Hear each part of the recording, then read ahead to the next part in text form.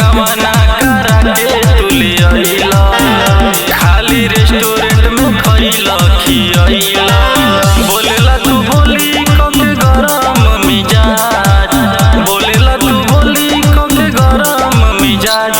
आई चाट के बताई बाटे कोई संसावास, राजा चाट के बताई बाटे कोई संसावास।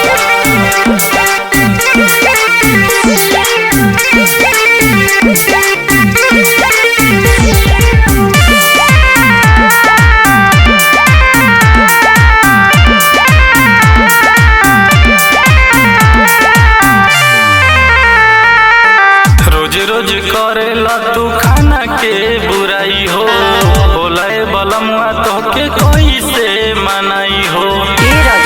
मान जाइना।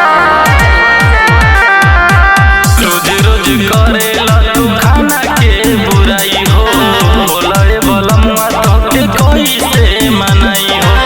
बड़ी मन लगा के हम बनौले बनिया, बड़ी मन लगा के हम बनौले बनिया। आई चाट के बताई बाटे कोई